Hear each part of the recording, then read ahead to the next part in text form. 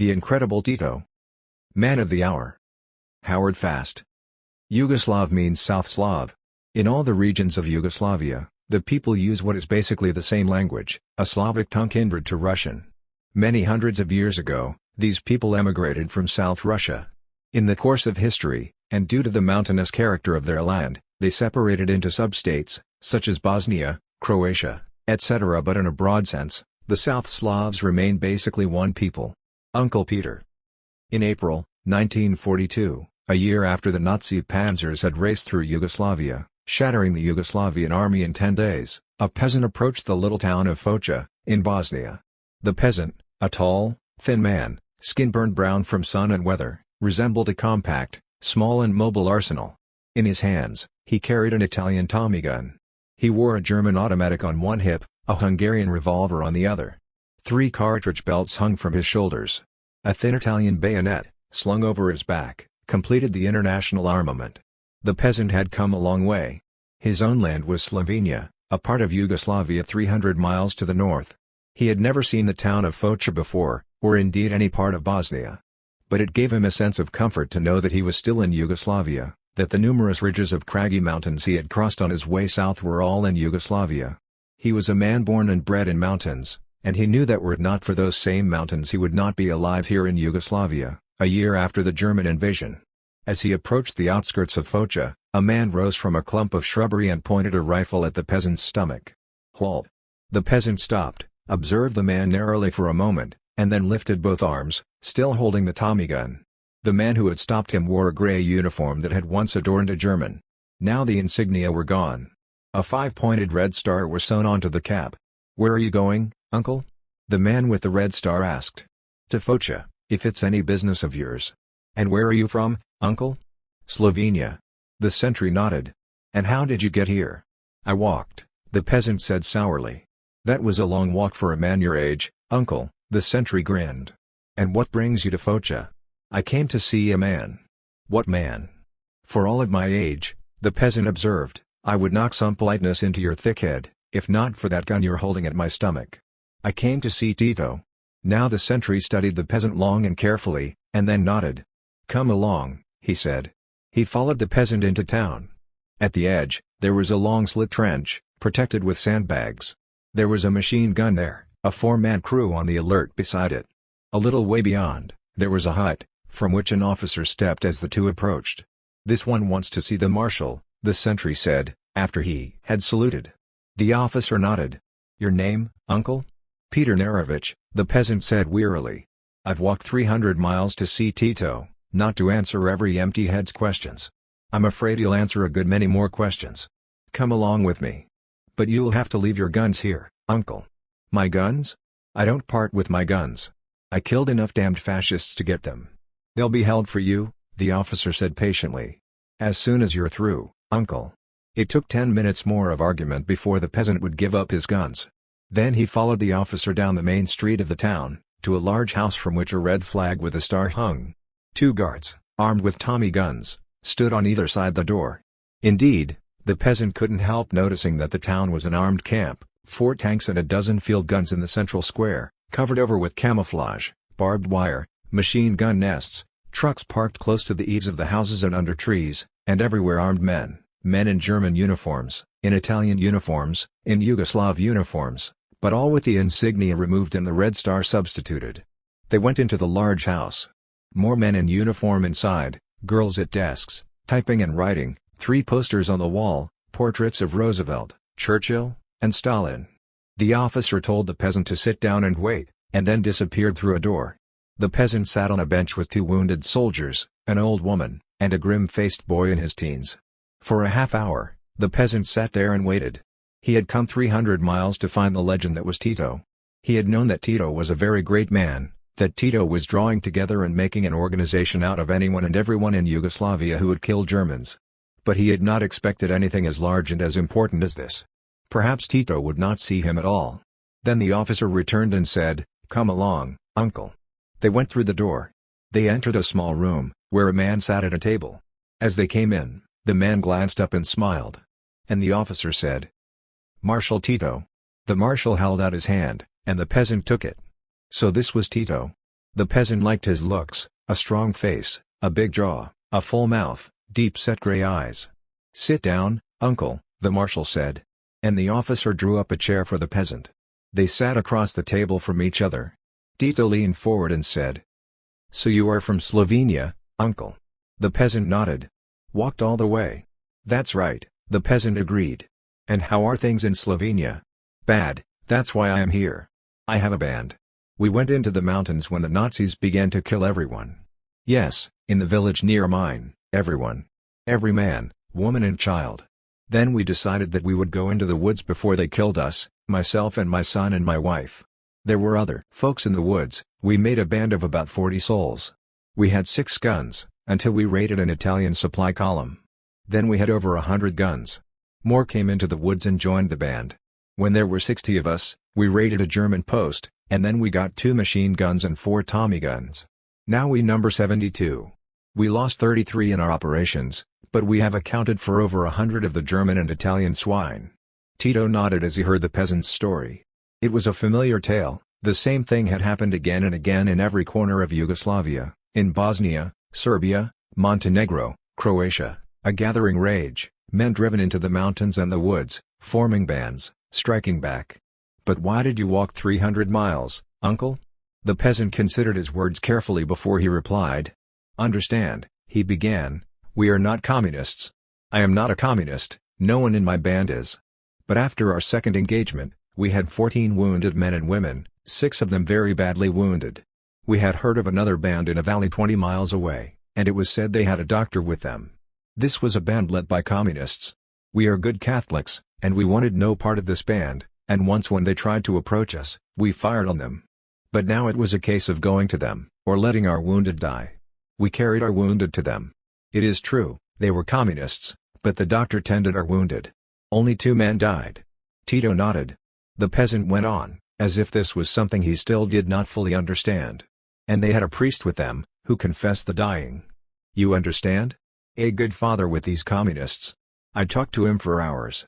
He told me about you, about how you are uniting all the partisans, about the great battles you have fought. He told me you were ready to admit any and all who will fight the Nazis and fascists. He told me of your battle cry, death to the fascists, liberty for the people. He told me of the 4 freedoms of the American, Roosevelt, freedom from fear and hunger and the right to say what I want and pray as I want to. And he told me you fight for that. I fight for that too. My people fight for that. If that makes a communist, then I am as much a communist as Tito.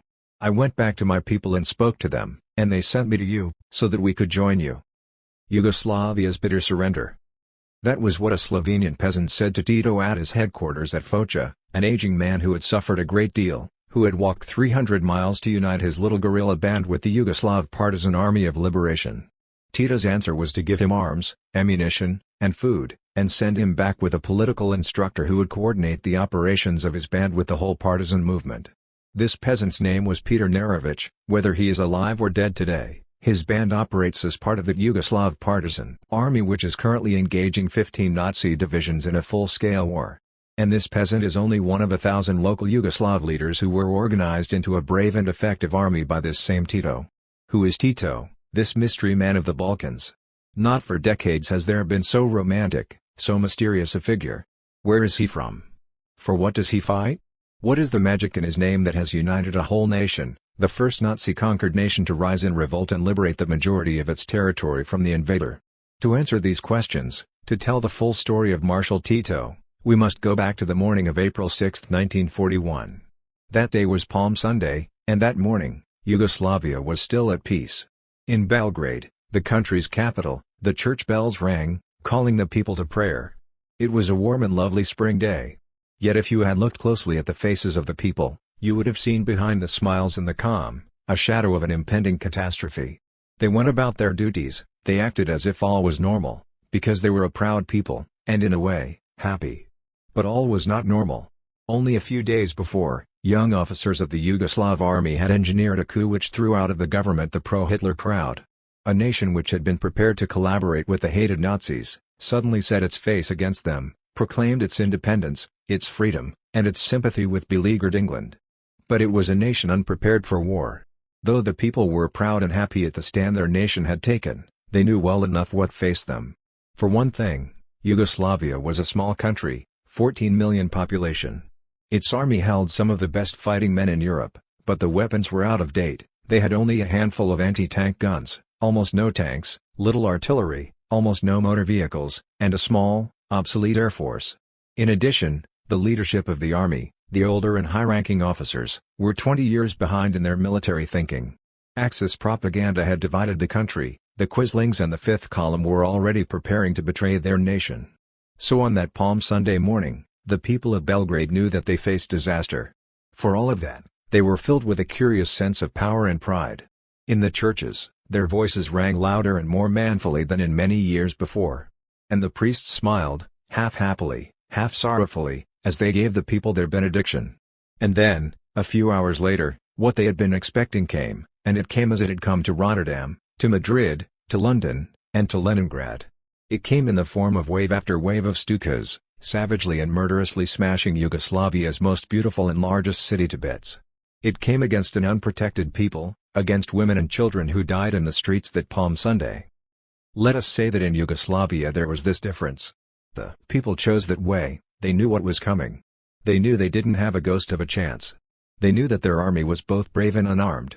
When their proudly uniformed leaders surrendered at the first opportunity, the people cursed and wept, but fought on. They fought practically with their bare hands. As the panzers raced through their green valleys, they fought them with rifle and pistol, as futilely as the Poles had fought. Nothing stopped the German advance. No minefields had been laid. The few anti-tank guns would not work. Artillery ammunition was defective. The Fifth Column had done its work thoroughly and effectively, and the German armies cut through the country like cheese. In 10 days, it was over. In 10 days over 100 of the 130-odd generals of the Yugoslav army had surrendered. In 10 days, the Chief of Staff and the Minister of War signed an order of capitulation. The government bolted for what planes were left, in a wild scramble to get out of the country. The people wept and cursed and fought on. But organized resistance was over. Peasants came back to their farms, dug holes, wrapped their rifles in oily rags, and hid them. Divisions, cut to pieces, formed into small bands, and retreated into the woods. But nothing was coordinated, and no real resistance was left. For the moment, Yugoslavia was conquered. The world knew that yet another country, stunned, broken and bleeding, had surrendered to Hitler. And then, where the fire had been so thoroughly extinguished, a small flame flickered up. 2 weeks after the country had surrendered, in the capital, Belgrade, a poster appeared, plastered on a wall in the central square. The poster said, "Germans. We give you solemn warning. Leave Yugoslavia. Death to all fascists. Liberty to the people." That was the poster, proud, defiant, almost pathetic, yet within an hour every Yugoslav in the city knew about it. They whispered the slogan to one another on the street, in the stores, in the shops, in the factories. They shouted it in their homes. It gave them courage just to hear it, just to repeat it. Men and women prayed and wept and laughed, for the first time in weeks. And that same day, a messenger went into the mountains, contacted the first of the little bands of soldiers who had escaped after the surrender, and said, "I bring you greetings from the People's Liberation Front, and from our commander, Tito." Tito. The name had a romantic and mysterious ring to it. It was the sort of name Yugoslavs liked. It was unafraid. It almost gave a man strength just to say the name, Tito. Who is Tito? Tito's real name is Joseph Broz. What do we know about him? Not much, yet understandably so. All of his adult life, he fought for freedom, and in the Balkans a man who fought for freedom did not seek publicity. He was born in Yugoslavia of peasant parents. The date of his birth was 1889, 1890 perhaps. Even of that we are not sure. He grew up on a small farm in Croatia, learned to read from the village priest, left the farm in his teens and went to one of the Croatian towns, where he found work as a metalsmith. Then, Croatia was under Austrian rule, and when the First World War broke out, Joseph Broz was drafted into the Austrian army. Broz was a Yugoslav. As a Yugoslav, he hated the Habsburg Empire and admired the Russians against whom he was forced to fight. And at the first opportunity, he deserted to the Russian army. In Russia, a Yugoslav battalion was formed to fight the Germans. Broz joined it, and when the Russian Revolution came, he and most of his battalion cast their lot with the revolutionists. To him, the revolution meant freedom. Freedom was almost the first word he had learned to read from the parish priest. A Yugoslav knew the value of such a word. And during the Russian Revolution, Joseph Broz became a communist. Broz stayed in Russia during the Civil War. He fought in the communist ranks, learned their methods of partisan warfare, and then, in the mid-1920s, he returned to Yugoslavia. He went to work in the Zagreb railroad shops and organized the metal workers there. The Yugoslav government, terroristic at that time, imprisoned him. When Broz was released, the Communist Party had been forced underground by the Yugoslav dictatorship. For a while, Broz worked through the underground, then he left the country. For a while now, there is a gap. Some years later, Joseph Broz, already known as Tito, turned up in Spain, as an anti-fascist, a member of the International Brigade. I spoke to a man who met him then, in Republican headquarters at Madrid. This man remarked upon Tito's physical similarity to Abraham Lincoln, the same large jaw, the big, bony build, the lined face, the deep-set eyes, the large nose. In Spain, Tito organized Yugoslav anti-fascists. He helped them across the border from France and collaborated with French anti-fascists. When the Franco dictatorship, with the aid of Hitler and Mussolini, finally defeated the Spanish Republican Army, Tito was one of those who escaped across the border into France. Somehow, he escaped the concentration camps and got to Paris. I spoke to people who knew him there, and they described a man more worn than the one in Madrid, leaner, more tired, but as purposeful and hopeful as ever. By now, he knew that his role in life would be a fighting anti-fascist. He saw Hitler's power increasing, and he realized that sooner or later it would be the turn of his native land, Yugoslavia. He decided to go home and organize for the fight against fascism that would come to Yugoslavia, sooner or later. An agent of the Joint Anti-Fascist Refugee Committee contacted Tito, and the committee provided funds and means for Tito's return to Yugoslavia. How and where he worked in Yugoslavia in recent years is not clearly known, for obvious reasons. The Communist Party there was underground, and the corrupt, pro-Axis Yugoslav government joined the Nazi-inspired communist witch hunt. But when that government was overthrown by the officers' coup and Yugoslavia threw in her lot with Britain, Tito knew that soon his organization would be vitally necessary. At that time, Tito was in Slovenia, the northernmost section of Yugoslavia. There he consolidated his forces, drew tighter the strings of the local Communist Party, and, most of all, sought to make common purpose with every democratic and progressive organization. 3 days after the Yugoslav army had surrendered to the Axis, April 20, 1941, Tito held a meeting with certain Slovenian leaders, Catholic priests, trade unionists, peasant leaders, and communists. They formed the Slovenian Liberation Front, and issued their first proclamation of defiance to Germany. Death to fascism, liberty to the people. Tito was a communist, he made no secret of that. But the United Front he organized was not communist, it included anyone and everyone who hated fascism and was willing to fight the invader. Its purpose was to render all aid to the Allies, and to drive the Germans and Italians from Yugoslavia. The Liberation Front, or LF, as it came to be known, decided that Tito should go to Belgrade, the capital of Yugoslavia, contact the communist organization there, and start a movement that would embrace every democratic force in Yugoslavia, a movement that would unite the whole land against the Nazis. In civilian clothes, a revolver in one pocket, Tito left Slovenia for Belgrade. There are 100 stories told of how Tito began the Belgrade center of the Liberation Front. It is said that he sat in a cafe in Belgrade, his hand on the revolver in his pocket, while German armored cars cruised the streets, looking for him. Actually, Tito did not start the Liberation Front in Belgrade. When he arrived at Belgrade, a United Front underground organization, formed originally by the Communist Party, but already including progressive Yugoslavs of every political shade, was functioning. Tito knew many key people in the Belgrade section of the Communist Party. He contacted them, and a meeting was arranged. At this meeting was the former Yugoslav parliamentary president, Rebar, and other national non-communist leaders. At this meeting, which lasted for hours, Tito constantly reiterated his purpose and the purpose of the Communist Party of Yugoslavia: to drive out the invader and liberate the land. Then and there, the Liberation Front for all of Yugoslavia was formed. Communists and non-communists shook hands and pledged their lives to their country's freedom. The slogan, spoken first in Slovenia, was confirmed as a battle cry: "Death to fascism, liberty to the people." A few days later, just 2 weeks after the Germans had announced the complete conquest of Yugoslavia, the first defiant Liberation Front poster appeared in Belgrade. "Death to all fascists. Liberty to the people." Organizing partisan brigades. Tito was an old and experienced fighter. The better part of his life had been spent in the struggle for human freedom and dignity. He never made the mistake of underestimating the enemy. He had seen the German panzers tried out in Spain, called in by Franco to destroy Spanish republicanism. He had seen those same panzers, somewhat more perfected, knife through Yugoslavia in 10 days. He knew how futile and foolish it would be to send his few half-armed guerrillas against them immediately. Instead, he set about perfecting his organization, arming it as well as he could, and enlarging it. Wherever they could be reached, local Yugoslav communist organizations were contacted. They, in turn, reached out and made common purpose with all anti-Axis people they could reach. Liaison was perfected. Disguised as traveling men, as peasants, as housewives, communist organizers, men and women traveled back and forth through the country. Communist branches were strengthened, arms were apportioned in a way to have the most effect, ammunition stretched as far as it could go. And then, when the communists had done all they could do, they waited for the opportune moment to strike. They had hardly completed their preparations when it came. In June 1941, 2 months after the defeat of Yugoslavia, the Nazi panzers poured over the Russian frontier. The Stukas smashed at the Russian cities.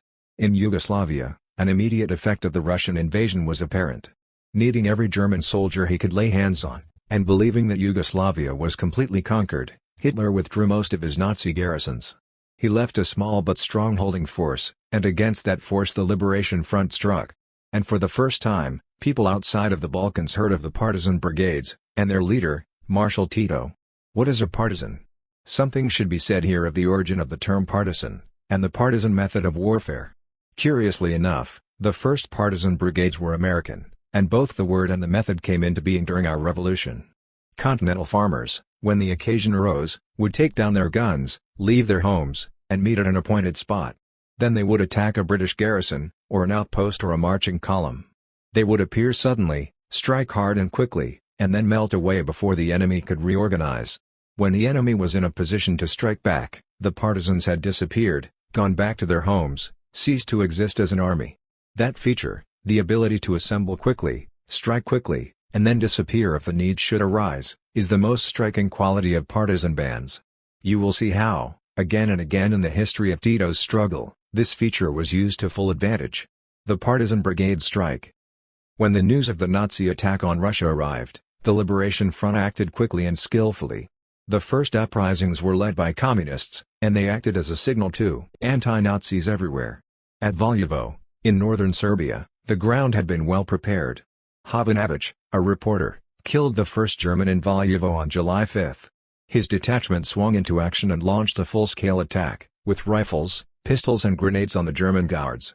Simultaneously, Tito led the Belgrade uprising.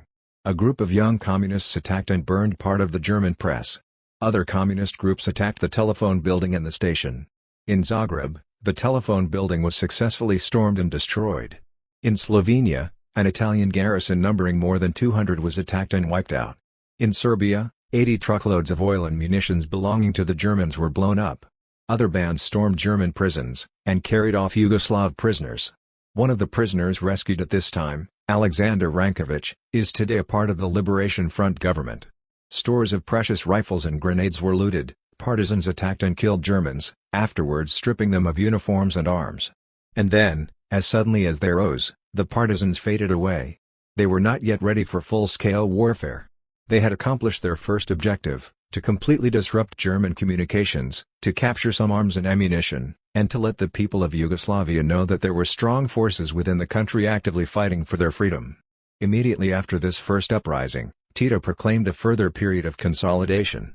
His organization was strong enough now for him to make specific plans for an army. How huge a task that was, he well knew. There was neither arms nor ammunition nor leaders for a new Yugoslav army.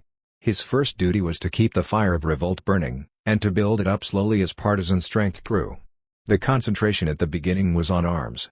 Italian guard houses were attacked without respite, and in every case where the partisans succeeded, uniforms and arms were seized.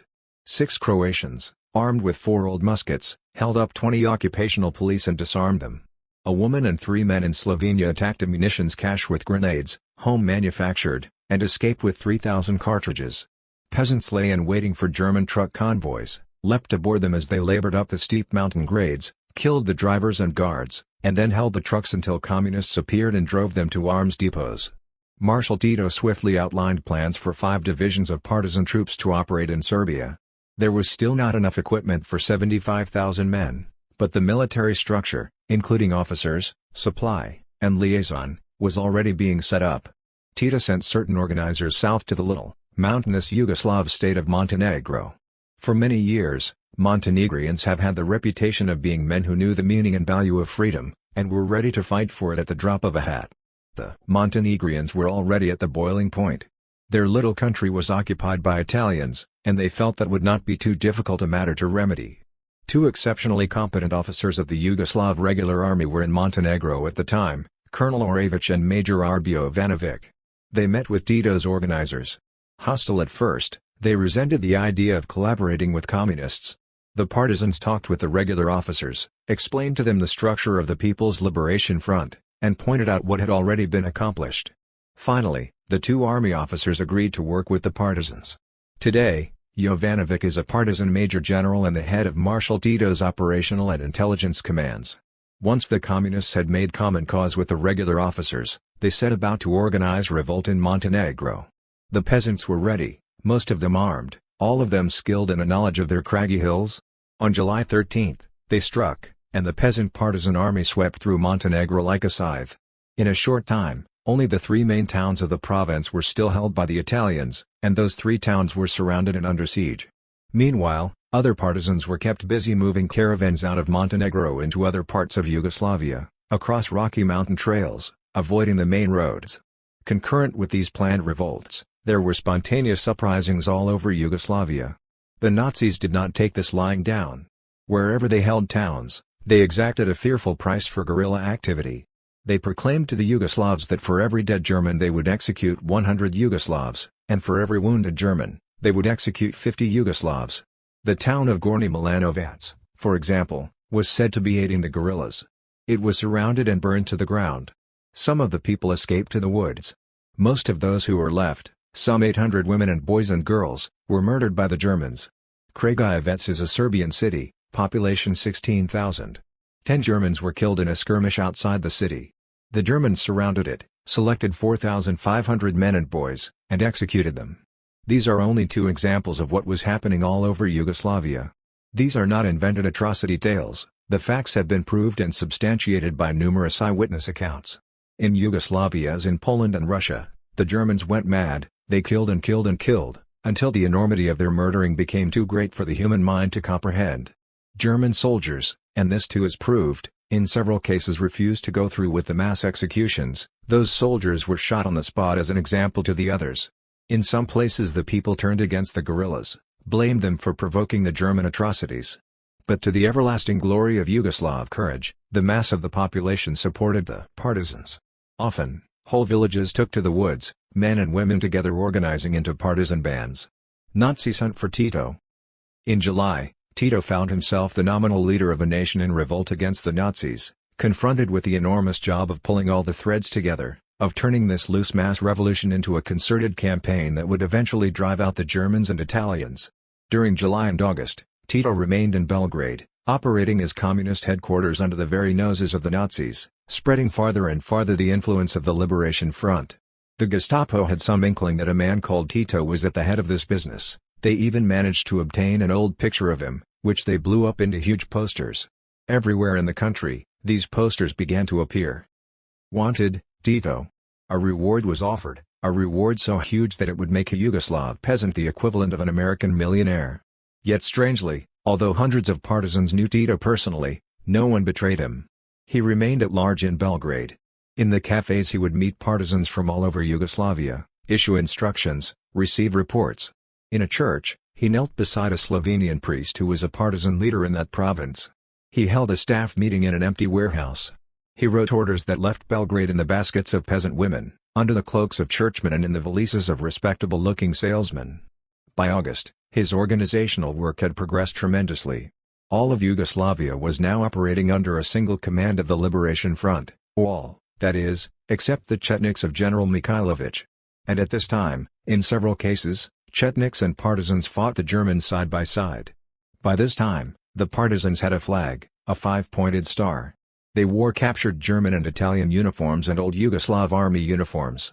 In all cases, the insignia was removed and a 5-pointed star substituted. Tito stayed in Belgrade until September. Then, the organizational groundwork done, he left the city and met General Mikhailovich. The Mikhailovich-Chetnik myth. Since the first rumors of guerrilla resistance in Yugoslavia reached the outside world to a time only a few months ago, our newspapers were flooded with romantic tales of the fierce Serbian Chetniks and the gallant deeds they did. Most of this Chetnik legend was untrue, part of it was fostered, encouraged and blown up by the corrupt, decadent, and pitifully incompetent Yugoslav government in exile, and by their rather foolish and somewhat pitiful tool, the boy King Peter. The other part of it was created by correspondents who knew little of the Chetniks except that they sounded romantic, and who willingly fell for the propaganda of refugee Yugoslavs. The Yugoslav government in exile created Chetnik and Mikhailovich news. They sent out false communiques. They received secret reports of partisan battles, and credited these victories to the Chetniks. They filled the papers with their lies, and thereby created an army and a campaign that had no actual existence. They did all this for a very good reason. They did it because they were terrified at the thought of losing control of a country they had exploited and finally sent to its defeat, and because they knew that the People's Liberation Front wanted a Yugoslav democracy, not a corrupt monarchy or dictatorship. At no time were more than a small minority of Mikhailovich's army Chetniks, and even then they were none too reliable. Who are these Chetniks? The Chetnik Action, a sort of romantic, semi-terroristic secret military society, began in Serbia early in the 1900s. Ostensibly as liberators of Serbs under Turkish rule. They received unofficial support from the Serbian government. During the next 10 years, they discovered that terrorism was more profitable than liberation, nor did they confine their banditry and extortion to the Turks. Often enough, they took from the Serbs as well. By 1941, the Chetnik movement was largely a thing of the past. Young men who went in for that sort of thing were unstable romantics or, in many cases, simply not too bright. Old Chetniks lived on their memories, which by now were quite rosy. When Yugoslavia surrendered, most of the brightly uniformed, boasting Chetniks either dropped out of sight or became Axis collaborationists. Some few, however, did join Mikhailovich. Historical circumstance threw Colonel Drza Mikhailovich into a position of power and responsibility, as it did Tito, but unlike Tito, Mikhailovich was neither strong enough nor wise enough to take advantage of circumstance. Nor did he have Tito's driving passion for liberty. When Yugoslavia was defeated by Germany in the 10-day formal war, the Yugoslav army fell to pieces. Whole brigades as well as individuals went into the woods and mountains with their arms. These men wanted to fight on, but they were disorganized and they had no one to lead them. In southwest Yugoslavia, Colonel Mikhailovich was the highest-ranking officer, and around him several of these brigades gathered. A few Chetniks, too, joined him. It is estimated that at that time Colonel Mikhailovich had between 50 and 75,000 men under his command. It is doubtful whether at any later date he had many more, and today, certainly, he has only a few thousand men in his ranks. Mikhailovich is by no means a brilliant man. At the very beginning, in May and early June of 1941, before there was any real organized partisan resistance in Yugoslavia, Mikhailovich thought he would continue to resist the Germans, and during that time he made several attacks upon them. It was then that the Mikhailovich legend started rolling. But after 5 or 6 weeks of active warfare, Mikhailovich discovered that he alone was not resisting the enemy. There was another man, Tito, a communist. He led a partisan army that was attacking the Nazis and fascists in every part of the land. And more, the core of Tito's organization was communist, and these communists, with other democratic forces in Yugoslavia, trade unionists, Catholic priests, peasant leaders, had proclaimed something they called a People's Liberation Front. Mikhailovich did not like this. For one thing, he hated communists, he knew nothing about them, had never made any attempt to learn about them, but he hated them. For another, he did not like the idea of partisan warfare. That was guerrilla fighting, that meant civilians, men and women, bearing arms and fighting the enemy. In Mikhailovich's rigid military mind, there was no place for civilians who bore arms. Another thing Mikhailovich objected to was the People's Liberation Front. He was not too smart, but smart enough to realize that such a thing meant the end of dictatorship and monarchy in Yugoslavia, and Mikhailovich approved of the Yugoslav pre-war brand of dictatorship. So within 5 weeks after he had commenced resistance, Mikhailovich gave orders for his men to fight the partisans in preference to the Axis. Bitter clashes took place, actual battles in which Mikhailovich's men attacked the partisans and often murdered the partisan prisoners they took. And at this development, Adolf Hitler and company smiled and rubbed their hands gleefully. How convenient it was to have Mikhailovich destroy Yugoslavs for them. Fortunately, not all of Mikhailovich's men were as blind and stupid as he. His own son fought under Tito, and whole brigades of his men deserted to partisan command. Perhaps it was this latter development as much as anything else that made him reply to Tito's earnest messages and agree to a meeting in October, 1941. Mikhailovich betrays Yugoslavia. Nothing came of their first meeting. For hours Tito argued, and to all his arguments Mikhailovich gave the same replies: I will not collaborate with communists. I will not collaborate with Croats, who are the enemies of Serbia. Actually, there had been a fifth column recruited out of the lowest elements of Croatia, but these were the sworn enemies of the Croatian partisans. Tito argued. He pointed out that in the partisan ranks were Serbs and Slovenes as well as Croatians, men and women from every Yugoslav province. He pointed out that the partisans desired only one thing: the liberation of their nation. He pointed out the bitter and horrible consequences of civil war, but Mikhailovich remained adamant, and the first meeting failed. In that same month, there was a second meeting between Tito and Mikhailovich, and this time Mikhailovich agreed to cease fighting the partisans, for a price. It is difficult to say whether Mikhailovich came to this meeting determined to betray Tito, or whether he simply took advantage of the opportunity later. However that was, here are the circumstances. By now, late in October, Marshal Tito had a powerful striking force, not too large as yet, not yet ready to fight a pitched battle with strong German forces and come out on top, but powerful and well armed. His headquarters was at Užice, a town in central Yugoslavia between Serbia and Bosnia. There he had assembled a respectable store of rifles and machine guns. He had some captured armored cars, a few tanks and some artillery. In the town's bank vault, he had established a crude factory for reloading cartridges and manufacturing certain small arm ammunition. It was here that he met Mikhailovich the second time. Mikhailovich knew that the partisans had captured large stores of arms. His own men were falling away, his new recruits were half-armed. So he made this proposal. He would cease hostilities against Tito. In exchange, Tito would supply him with 5,000 rifles, 500,000 cartridges, and a large amount of money. When Tito heard this proposal, he bit his lips and nodded.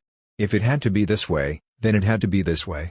5,000 rifles to Mikhailovich would mean 5,000 less for the partisans, but unity was what they stood for.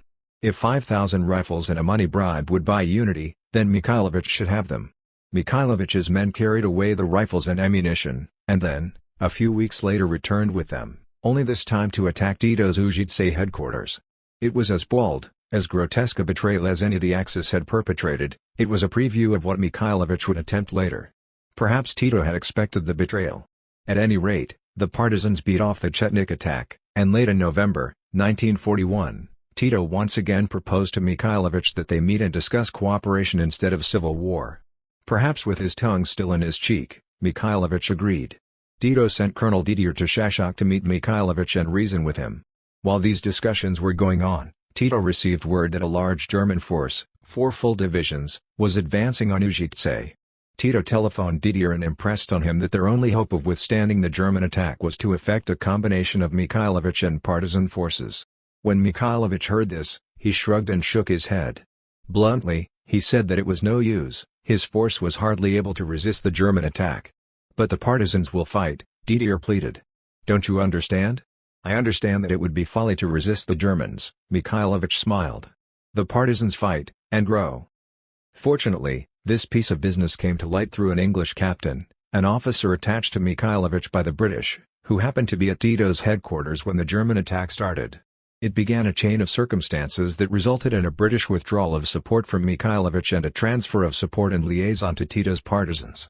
That day, the Stukas struck at Užice. Wave after wave peeled off over the little town and grimly shattered building after building into rubble. With a grim face, Tito watched his headquarters being destroyed, his men being killed as they fired at the Stukas with rifles and pistols. A little later, the German tanks hurtled into the devastation the Stukas had left. Tito was one of the last to leave the town, the British officer with him. Late that night, a battered, weary group of partisan officers gathered at Zlatibor, some 20 miles distant from shattered Užice. Tito and the British officer were the last to arrive. Their car had been strafed and destroyed. They had lain in a ditch, and then walked almost all of the 20 miles on foot. When Tito's discouraged officers asked him, "What now?" he answered, "We start again. They'll give us no peace now. They understand that we are an army." Actually, the disaster was not as bad as it might have been. The partisans managed to bring most of their arms out of Užice. Also, the bulk of their army was intact. Tito and his officers decided to move southwest into the wild mountains of Herzegovina, establish headquarters at Foča, and build their strength to a point where they could conduct an active offensive against the Germans. 5 brigades of troops were singled out to accompany Tito and form the nucleus of the new army. The rest of the partisans were divided into small guerrilla bands, and ordered to go south into Serbia, harass the enemy, cut communications, and in general seek support from the Serbians. Foča continued to be Tito's headquarters until May 1942. Here, he and his staff whipped the new army into shape. Already, they constituted some of the hardest and most experienced troops in the world. By May, they were in shape to match strength with the Germans. Meanwhile, the partisan movement gathered strength in every part of Yugoslavia. In East Bosnia, a young guerrilla leader, Principe, the nephew of the man who had assassinated the Archduke of Austria in 1914, had formed and was leading a smaller but well-trained partisan army. Another partisan group functioned in Slovenia, and in Serbia, the partisans gained in strength day by day. In every case, when the Germans attacked a partisan group, it was like attacking a bank of mist. The partisans fought as long as it was profitable, and then melted away into the hills and forests. At the beginning of June 1942, a year after he first began operations, Marshal Tito tested the strength of his main army against a full-fledged German offensive. The Nazis attacked him in Bosnia. His army withstood the German attack, and in places organized their own counteroffensive and drove back the Nazis. Bringing up more strength, the Germans cut off every avenue of escape. Tito's food was running low. He gathered his men, launched a heavy attack against one section of the German line, and broke through. His army, although almost without mechanization of any sort, moved with incredible speed. Before the Germans fully realized that he was out of their trap, Tito swung on their flank and attacked them from the rear. The attack was unanticipated and completely successful. The Germans had considered the partisan army trapped, and it was their experience that trapped armies surrendered. This one didn't. It lashed out at them and sent them reeling. Tito gave them no rest. He attacked again, routing them and cutting the important Sarajevo-Mostar railroad. His liaison reported a powerful force of Krajina partisans on his left flank, separated from him by almost a division of German troops. Tito marched his men 20 miles through the night, attacked the Germans at dawn, routed them, and effected a junction with the Krajina partisans. The men were their own supply column. They took food and ammunition from the German dead. The augmented force now drove north through Bosnia in the direction of Croatia. Garrison after garrison of German and Italian troops were surrounded, attacked and destroyed. By August, all of North Bosnia was liberated, cleansed of fascist troops. The slogan, "Death to all fascists, liberty to the people," ran like fire through Yugoslavia. As Tito's army fought its way north, it gained in strength. In Bosnia, he was reinforced by thousands of Bosnian partisans. Hardly resting, he launched a new campaign into Croatia, and again he was joined by thousands of fresh troops, Croatian partisans this time. As if in answer to Tom Paine's battle cry of the American Revolution, the country and the city came forth as one man to support him. During the Croatian campaign, Tito's force swept north almost to the Hungarian border, and there they were joined by a detachment of Hungarian anti-fascist guerrillas. From Croatia, they crossed into Slovenia, pursuing their campaign of liberation almost to the German border. By the end of 1942, the Yugoslav Liberation Front radio was able to announce to the world that half of Yugoslavia had been liberated from the fascists and was now under the control of partisan forces. A miracle had come to pass, in a sense as great a miracle as that of Russia. A tiny country, conquered in 10 days by the Nazis, had risen in its anger and driven the invader from half its land. And throughout the democratic world, people, reading about the partisan exploits, began to speak a magic and romantic name, Tito. United Front for Liberty. In the late fall of 1942, in the town of Biš, in the northwestern corner of Bosnia, a democratic Yugoslav assembly met. It called itself by a long and unwieldy name, the Anti-Fascist Assembly for the People's Liberation in Yugoslavia. It included communists, democratic leaders, trade unionists, peasant leaders, and churchmen. It met openly and proudly in liberated territory. It did not presume to say that it constituted the government of Yugoslavia. It was a temporary parliament for the freed areas of Yugoslavia. Along with this, the loose, partisan structure of the Liberation Front began to reorganize itself as a regular military force. In Tito's brilliant and triumphant march to the north, he had taken the opportune historical moment for uniting the guerrilla bands into a regular army. Regiments and divisions were formed, and officers were appointed to lead them. Elements from all of Yugoslavia were brought into the new army. Tito placed the accent now on unity. In spite of the fact that Mikhailovic's Serbian army was attacking the partisans at every opportunity, more and more Serbs joined the Liberation Front movement. A collaborationist group of the worst Croatian elements, the Ustashi, was working with the Italians and murdering patriotic Croats by the thousand. In several cases, Serbs combined with the Croats to fight these traitors. One of the first acts of the new parliament in liberated Yugoslavia was to organize schools, to care for and educate the thousands of children orphaned and made homeless by the war. Medical training was instituted as well as intensive agriculture and certain necessary manufactures. The respite, however, was not very long. The Germans realized well enough that Yugoslavia was one of the most dangerous cracks in Fortress Europa. So long as even a part of the country remained in partisan hands, that could someday be a jumping-off spot for an invasion. In addition, the partisan threat immobilized some 10 German divisions that could be put to better use on the Russian front, where they were sorely needed. So in January of 1943, the Germans determined to put an end to the partisan threat, once and for all. They mustered overwhelming aerial support, they selected 4 of their crack divisions, with Italian and Ustashi support, and they arranged for a simultaneous supporting attack by Mikhailovic. Their target was Bih. At this point, Tito made a brilliant and daring decision. In his victorious campaign of the year before, success had come with the help of 2 important factors, the endurance of his men and their knowledge of the rugged Yugoslav country.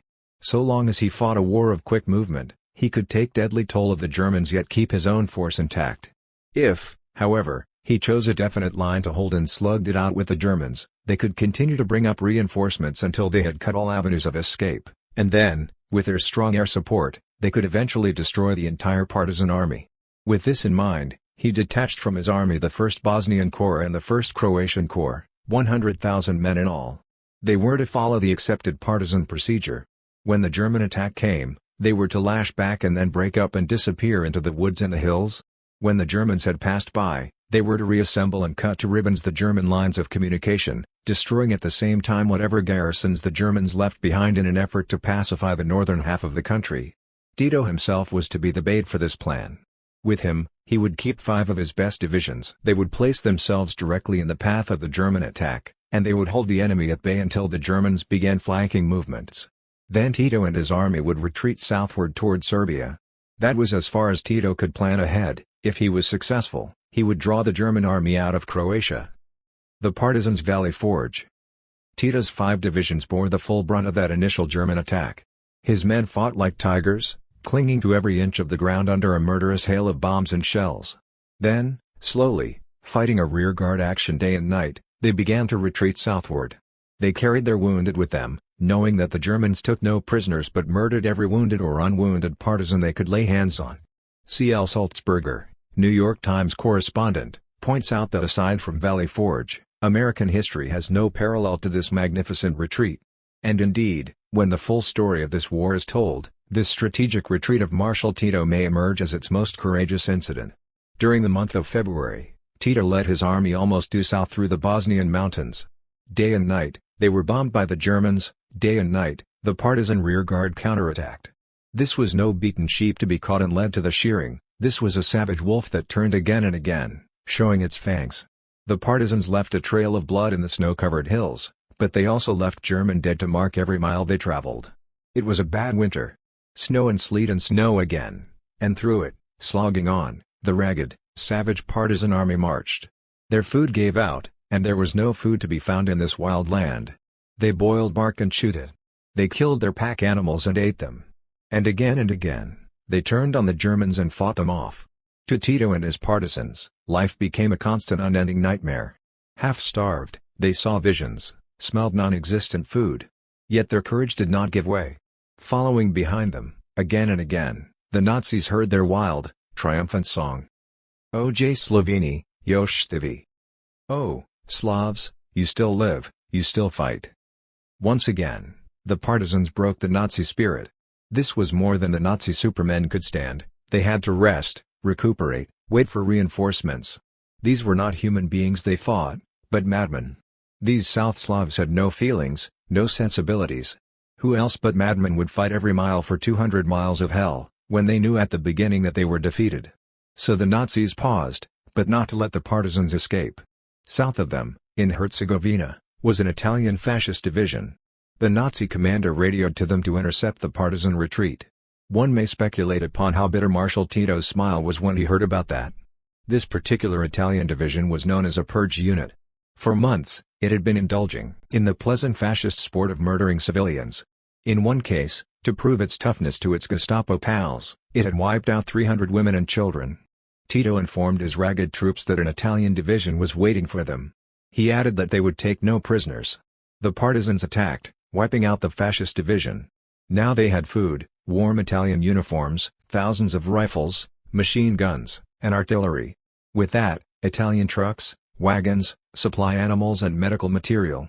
Meanwhile, the Nazi army to the north of the partisans had rested and increased its strength. Supplies and ammunition were brought up.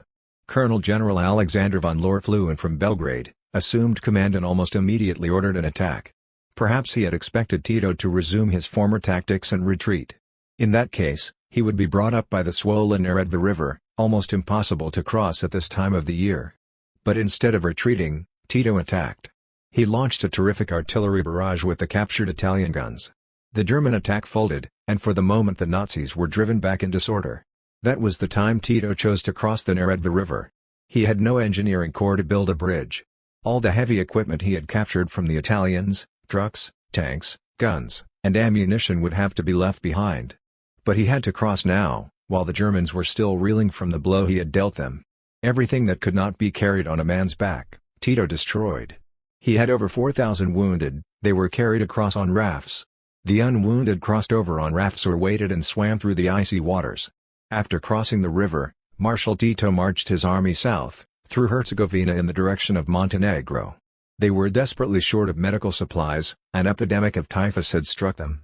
Every day, more and more of the wounded died from blood poisoning. Again their food gave out. They marched through a snow-covered, silent land. Houses were burned out, empty shells. Villages were deserted. Wolves regarded the spectre-like army, sat back on their haunches and howled. There had been no wolves here for 100 years. This was the part of Yugoslavia that had been generously left by Hitler to the Italians, and the fascists had outdone the Germans in savagery. The men looked at the landscape, this face of their native land, set their teeth, and remembered. Then their scouts discovered an Italian garrison, and when word was brought back, the partisans smiled. They attacked in the night, an Italian brigade was annihilated, and once more the partisans had food, fresh ammunition, artillery and trucks. In 1943, much of the 1942 area remained under partisan control. As there was no established front in this war of movement, all areas are approximate. The captured trucks and carts were of inestimable value in transportation of the wounded.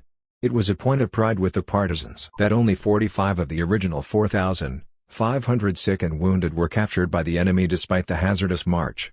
With the captured Italian equipment, Tito led his partisans south, through Montenegro to a quiet valley near the Albanian frontier. A warm and gentle spring was coming to Yugoslavia. For the moment, the partisans had some respite. The wounded lay in the fields, in the warm sun, gathering strength. Marshal Tito employed that time to re-equip his troops, to contact the other partisan armies, and to arrange for future concerted action. The Allies recognized Tito. A point should be made here, that the guerrilla bands which Marshal Tito had dispatched southward into Serbia the year before had played havoc with German lines of communication. At the time when the British were sorely pressed at El Alamein in North Africa, Tito had ordered his guerrillas to spare no effort to delay German reinforcements. The result was that train after train bearing German troops and supplies for Rommel's army was derailed or blown up, and thereby the Yugoslavs became one of the most important factors in the eventual Allied North African victory. Perhaps this more than anything else convinced the British that Mikhailovich was, if not a traitor and Axis collaborationist, at least a straw man, blown all out of proportion by Yugoslav government in exile lies. At any rate, the British were fed up and disgusted with the government in exile's incompetence and stupidity. The British contacted Tito and determined to send a military mission to cooperate with him. The mission was landed by parachute on the Piva Plateau in Montenegro. The liberation of Bosnia. In his headquarters on the Piva Plateau, Tito made final preparation for the German attack, which he knew was coming. Vast reinforcements had been added to the German army, for this time they were determined to crush the growing partisan strength. The German force had been increased to 7 Nazi divisions, 5 Italian divisions were added to that, and with the Mustachi collaborationists. And this time, Mikhailovich had promised full support to the Germans. The British military mission was astounded at Tito's optimism in the face of the vast array of strength. Here was a force as large as the 8th Army faced in Africa, larger perhaps, some 200,000 enemy troops in all. How did Tito propose to face them with half that number, with no air support and no armor? Tito had prepared his tactics. To the north of him, in Bosnia, was a strong partisan army. He would smash through the Germans, draw them out, join with the Bosnian partisans, swing around, and strike them again and again, where they least expected it. On May 15, 1943, the combined German-Italian attack was launched, from all directions. It started with intense aerial bombardment, the usual waves of dive bombers, supplemented this time with hourly high-level bombing. This the partisans had to take. They were still woefully short of anti-aircraft equipment and entirely without an air force. Then German artillery was brought up and shells by the thousand were pumped into the partisan positions. The Piva Plateau, however, was well situated for defense, high ground, surrounded with canyons and bluff cliffs. For 12 days, the partisans fought off German attacks, leaving the rocky defiles full of German dead. Then, in accord with his plan, Tito began the retreat. In a black night, his army crept through a narrow canyon. He might have gotten out of Piva without a fight, had not a Mikhailovich unit gotten wind of the move and laid an ambush for him. As they fought their way through the Chetniks, Tito pointed out to one of the British observers. Here is an example of Mikhailovich fighting the invaders. For the next 4 weeks the partisan army battled its way northward.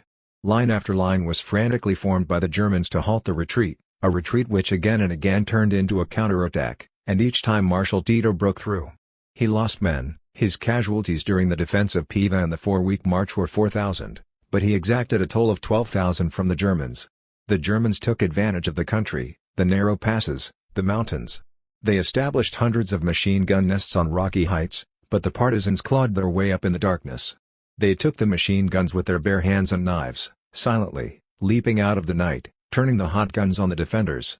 During that battle, a German correspondent reported that the partisans fought, not like men, but like wild beasts, unafraid of death, appearing suddenly out of the night, attacking and quickly withdrawing.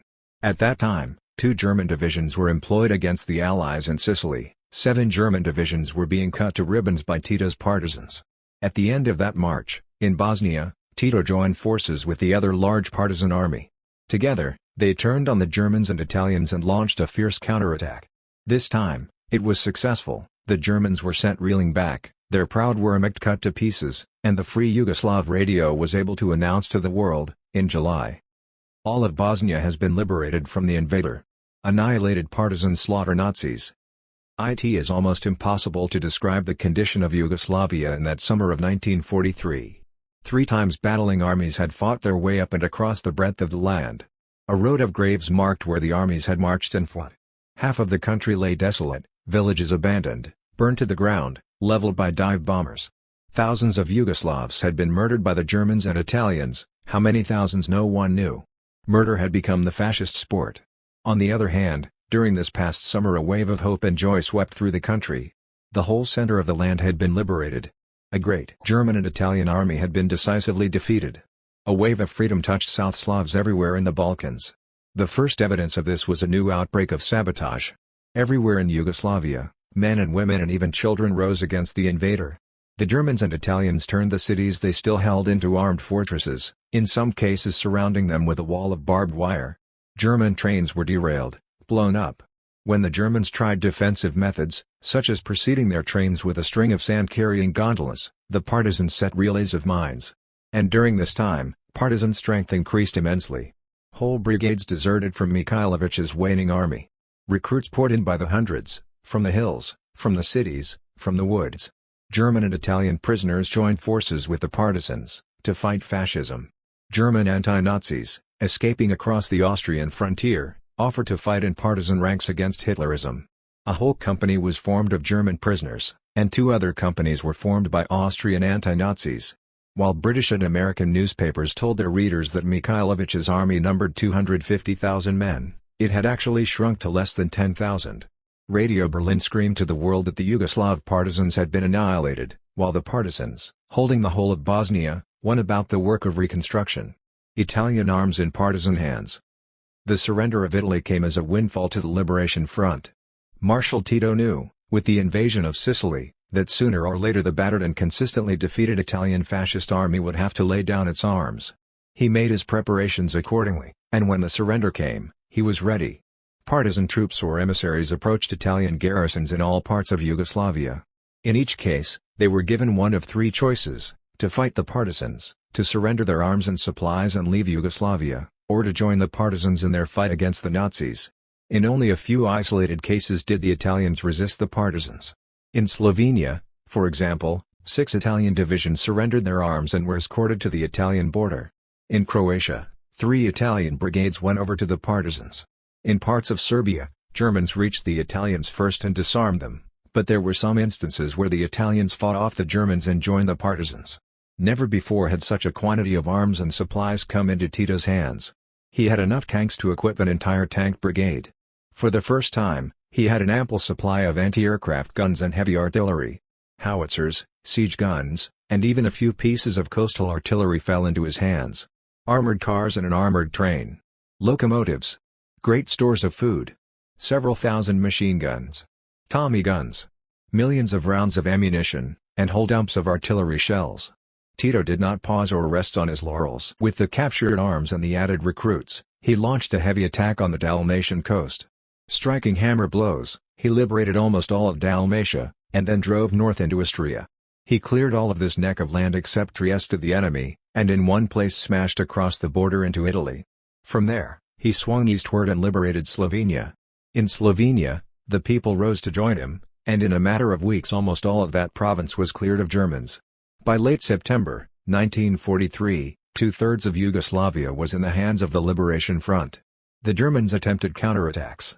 Panzer units that slashed into Slovenia were cut off and destroyed, and at that time, Russian pressure was growing. The Germans could not afford a full-scale Yugoslav offensive against Tito's strengthened forces.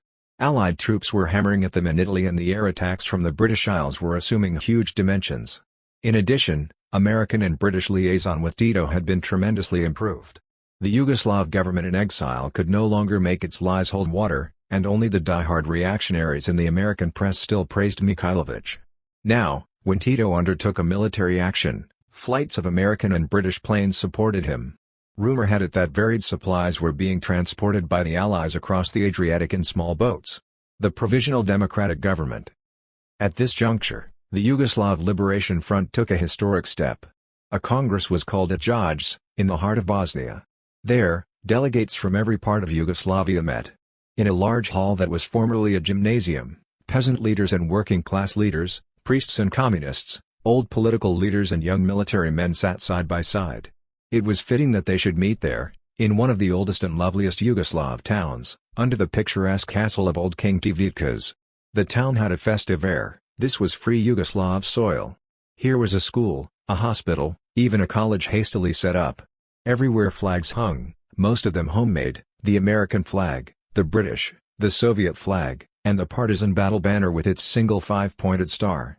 Here, on December 4, 1943, Marshal Tito proclaimed a provisional democratic Yugoslav government, and disowned the government in exile. The Free Yugoslavia radio told the world that 140 elected delegates had met in a parliament representative of Free Yugoslavia. Dr. Ivan Ribara was announced as the head of this government, and General Joseph Broz Tito was elevated to the rank of Field Marshal and made chairman of a new committee for national defense. As might be expected, the Yugoslav government in exile screamed with rage, disowned Tito and the Liberation Front, and hysterically told the world that they were still the legal rulers of Yugoslavia. By this time, however, both Britain and the United States were too weary to listen. Tito and his men were killing Germans, the partisans had driven the enemy from 2/3 of the land, and they had proved that the people of Yugoslavia supported them. Yet only a few days before this goes to press, the Yugoslav government in exile announced, with complete contempt for the truth, that Mikhailovich's army numbered 250,000 men, waiting for an Allied invasion to attack the Germans. Actually, Mikhailovich has ceased to be a factor in Yugoslavia, except for a certain nuisance value to the Germans. He harries the partisans when he can, he is no longer strong enough to oppose them directly. The battle cry is liberty. Today, in Yugoslavia, the war goes on. The front stretches 400 miles, from the German border in the north to Albania in the south. And along this front, 250,000 men of the partisan army battled the Germans.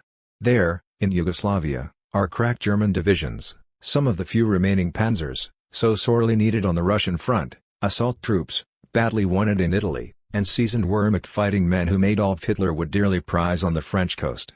Here, in the grim mountains, in the deep forests, and on the wooded hills, the battle goes on, day and night. Here men fight for the dignity and the freedom of all people. Here communists and non-communists stand shoulder to shoulder, enacting together one of the most glorious and courageous dramas the world has ever seen. And leading them is a man of such stature as the storied heroes of old, Tito. They will fight on until the battle is won, until a new and free and proud Yugoslavia stands again among the family of nations. And their battle cry echoes across the world. Death to all fascists. Liberty to the people. The end. A biography of Howard Fast. Howard Fast, 1914 to 2003, one of the most prolific American writers of the 20th century, was a best-selling author of more than 80 works of fiction, non-fiction, poetry, and screenplays. Fast's commitment to championing social justice in his writing was rivaled only by his deftness as a storyteller and his lively cinematic style. Born on November 11, 1914, in New York City, Fast was the son of two immigrants. His mother, Ida, came from a Jewish family in Britain, while his father, Barney, emigrated from the Ukraine, changing his last name to Fast on arrival at Ellis Island. Fast's mother passed away when he was only 8, and when his father lost steady work in the garment industry, Fast began to take odd jobs to help support the family. One such job was at the New York Public Library, where Fast, surrounded by books, was able to read widely. Among the books that made a mark on him was Jack London's The Iron Heel, containing prescient warnings against fascism that set his course both as a writer and as an advocate for human rights. Fast began his writing career early, leaving high school to finish his first novel, Two Valleys, 1933. His next novels, including Conceived in Liberty, 1939, and Citizen Tom Paine, 1943, explored the American Revolution and the progressive values that Fast saw as essential to the American experiment. In 1943 Fast joined the American Communist Party, an alliance that came to define, and often encumber, much of his career. His novels during this period advocated freedom against tyranny, bigotry, and oppression by exploring essential moments in American history, as in The American, 1946. During this time Fast also started a family of his own. He married Bette Cohen in 1937 and the couple had 2 children. Congressional action against the Communist Party began in 1948, and in 1950, Fast, an outspoken opponent of McCarthyism, was called before the House Un-American Activities Committee. Because he refused to provide the names of other members of the Joint Anti-Fascist Refugee Committee, Fast was issued a 3-month prison sentence for contempt of Congress. While in prison, he was inspired to write Spartacus, 1951, his iconic retelling of a slave revolt during the Roman Empire, and did much of his research for the book during his incarceration. Fast's appearance before Congress also earned him a blacklisting by all major publishers, so he started his own press, Blue Heron, in order to release Spartacus. Other novels published by Blue Heron, including Silas Timberman, 1954, directly address the persecution of communists and others during the ongoing Red Scare. Fast continued to associate with the Communist Party until the horrors of Stalin's purges of dissidents and political enemies came to light in the mid-1950s. He left the party in 1956. Fast's career changed course in 1960, when he began publishing suspense mysteries under the pseudonym E.V. Cunningham. He published 19 books as Cunningham, including the 7-book Masao Masato mystery series. Also, Spartacus was made into a major film in 1960, breaking the Hollywood blacklist once and for all.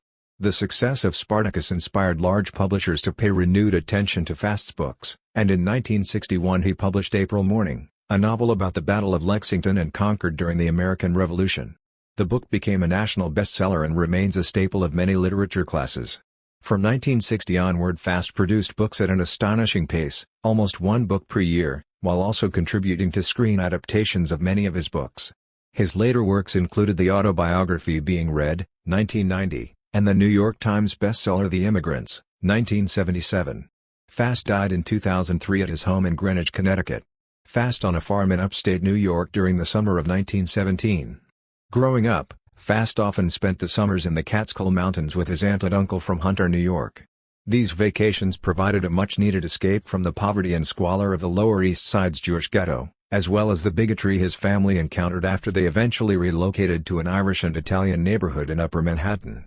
However, The beauty and tranquility Fast encountered upstate were often marred by the hostility shown toward him by his aunt and uncle. "They treated us the way Oliver Twist was treated in the orphanage," Fast later recalled. Nevertheless, he fell in love with the area and continued to go there until he was in his 20s. Fast left, with his older brother, Jerome, in 1935. In his memoir Being Read, Fast wrote that he and his brother had no childhood. As a result of their mother's death in 1923 and their father's absenteeism, both boys had to fend for themselves early on.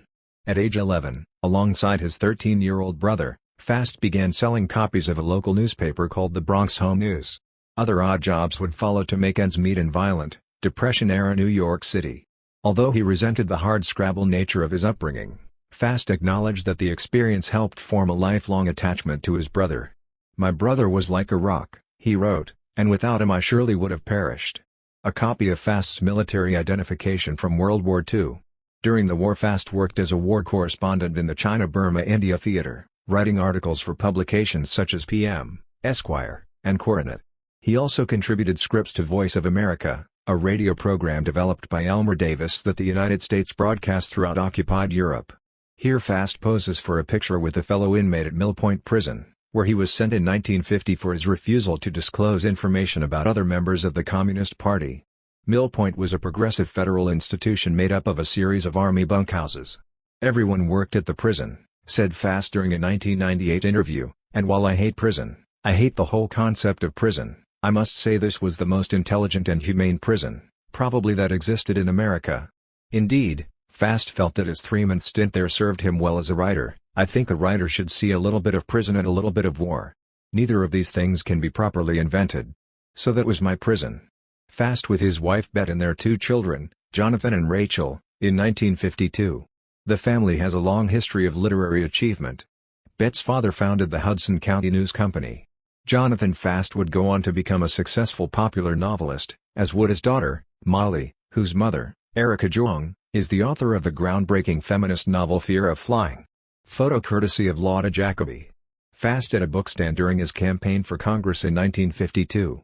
He ran on the American Labor Party ticket for the 23rd Congressional District in the Bronx. Although Fast remained a committed leftist his entire life, he looked back on his foray into national politics with a bit of amusement. "I got a disease, which is called candidiachitis," he told Donald Swayman in a 1990 radio interview. "And this disease takes hold of your mind, and it convinces you that your winning an election is important, very often the most important thing on earth. And it grips you to a point that you're ready to kill to win that election." He concluded, "I was soundly defeated, but it was a fascinating experience." In 1953, the Soviet Union awarded Fast the International Peace Prize. This photo from the ceremony shows the performer, publisher, and civil rights activist Paul Robeson delivering a speech before presenting Fast, seated, second from left, with the prestigious award. Robeson and Fast came to know each other through their participation in leftist political causes during the 1940s and were friends for many years. Like Fast, Robeson was called before the House Un-American Activities Committee during the McCarthy era and invoked his Fifth Amendment right not to answer questions. This led to Robeson's work being banned in the United States, a situation that Robeson, unlike Fast, never completely overcame. In a late interview Fast cited Robeson as one of the forgotten heroes of the 20th century. "Paul," he said, "was an extraordinary man." Also shown, from left to right, S. E. Robeson, Mrs. Mollusk, Dr. W. E. B. Dubois, Rachel Fast, and Bet Fast. Photo courtesy of Julius Lazarus and the author. Howard and Bet Fast in California in 1976. The couple relocated to the West Coast after Fast grew disgruntled over the poor reception of his novel The Hessian. While in California, Fast temporarily gave up writing novels to work as a screenwriter, but, like many novelists before him, found the business disheartening. "In LA you work like hell because there is nothing else to do, unless you are cheating on your wife," he told People after he had moved back east in the 1980s. Of course, Fast, an ardent nature lover, did enjoy California's scenic beauty and eventually set many of his novels, including The Immigrant's Daughter and the best-selling Ms. Almocedo detective series, in the state. All rights reserved under international and Pan-American copyright conventions. By payment of the required fees, you have been granted the non-exclusive, non-transferable right to access and read the text of this e-book on screen. No part of this text may be reproduced, transmitted, downloaded, decompiled, reverse-engineered, or stored in or introduced into any information storage and retrieval system, in any form or by any means, whether electronic or mechanical, now known or hereinafter invented, without the express written permission of the